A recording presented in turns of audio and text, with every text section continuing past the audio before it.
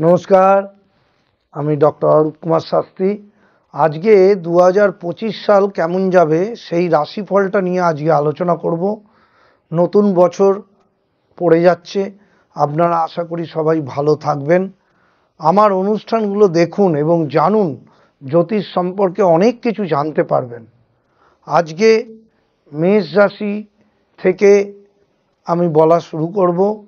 মেষ থেকে প্রত্যেকটা রাশিফল বলতে থাকবো। এখন আমি বলবো মেষ, বৃষ এবং মিথুন রাশি নিয়ে।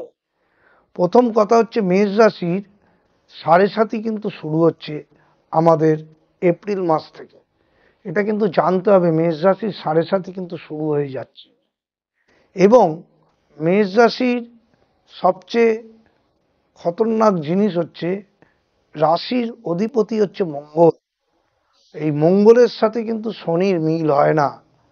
এবং রাশির যে চন্দ্র যেখানে আছে সেখানে তো আমরা রাশি বলি, সেটাও শনি চন্দ্র মানে 20 যোগ। এবং সবচেয়ে বেশি হচ্ছে আমাদের সাড়ে সাতি শুরু হয়ে গেল। তাই মেষ রাশির ক্ষেত্রে নানা রকম সমস্যা আসবে কর্মক্ষেত্রে।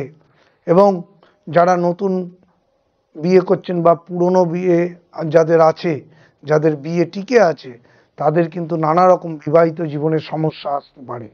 এগুলো কিন্তু মাথায় রাখতে হবে।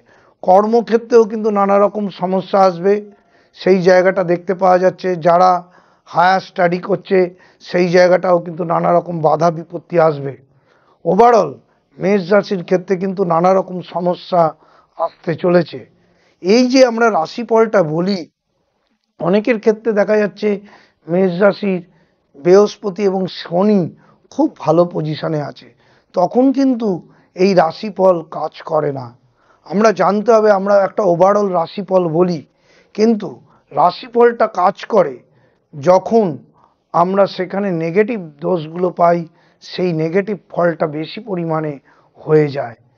এরপরে বলবো বৃষ রাশির ক্ষেত্রে। বৃষ রাশির ক্ষেত্রে কিন্তু সময়টা প্রচণ্ড ভালো। এদের কিন্তু প্রচুর উন্নতি হবে, কারণ একাদশে শনি কিন্তু রাজ্যকারক গ্রহ হিসাবে প্রচুর পরিমাণে ভালো ভালো ফল দেবে। বৃষ রাশির জাতক জাতিকাদের অনেক কাজ যাদের আটকে আছে কর্মজীবনের ক্ষেত্রে, পারিবারিক এবং নতুন গাড়ি কিনবেন বা নতুন বাড়ি করবেন, সেগুলো কিন্তু হতে থাকবে। বৃষ রাশির ক্ষেত্রে কিন্তু সময়টা প্রচণ্ড ভালো আসতে চলেছে মার্চ মাসের পর থেকে বিশেষ করে। এবং বৃষ রাশির ক্ষেত্রে কিন্তু দূরে যাওয়া বা যারা কর্ম করছেন জন্মস্থানে, তাদের কিন্তু বিদেশে যাওয়ার একটা চান্স আছে। বৃষ রাশির শারীরিক দিকটা একটু নজর দেবেন, শারীরিক জায়গাটা একটু সমস্যা আছে। না হলে ওভারঅল বৃষ রাশির ক্ষেত্রে কিন্তু শিক্ষা, বিবাহিত জীবন এবং কর্মজীবনে প্রচুর সাফল্য আসতে চলেছে। যারা ব্যবসা করছে তাদের ক্ষেত্রেও কিন্তু বৃষ রাশির ক্ষেত্রে প্রচুর পরিমাণে উন্নতি হবে। এই বছরটা বৃষ রাশির ক্ষেত্রে খুব ভালো সময় আসতে চলেছে। মিথুন রাশি, মিথুন রাশিরও কিন্তু দশম স্থানে শনি বসে থাকবে এবং বৃহস্পতি মে মাসের পর থেকে কিন্তু বসে থাকবে রাশির ওপরেই। সুতরাং মিথুন রাশির ক্ষেত্রে সময়টা খুব ভালো। এবং মিথুন রাশির ক্ষেত্রে কিন্তু আমরা বলে থাকি এই সময়টা খুব ভালো যাবে, কারণ তার রাশির ওপরে বৃহস্পতি যেমন আছে, দশম স্থানে শনি রয়েছে। কর্মজীবনের ক্ষেত্রে মিথুন রাশির চরম উন্নতি।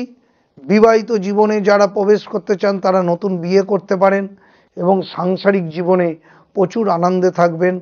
এই জন্মছক বা জন্ম রাশি অনুযায়ী যে ফলাফলগুলো বলা হয় সেটা কিন্তু ওভারঅল বলা হয়। এরপরে কিন্তু আমাদের জন্মছক দেখে কিন্তু বিচার করতে হয়। সেই বিচারটা কিন্তু ভালো অ্যাস্ট্রোলজারের মাধ্যমে আপনারা করে নেবেন।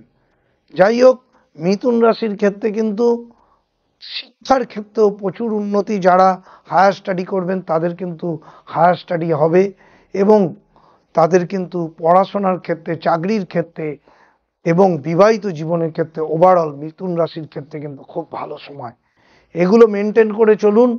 এবং রাশিফল আমরা যেগুলো কথাগুলো বলি, এটা ওভারঅল একটা রাশিফল, কিন্তু জন্মছকটাকে ম্যাচ জন্মছকে কোথায় কি বসে আছে সেইটা কিন্তু মেন আমাদের হরোস্কোপে দেখতে হবে।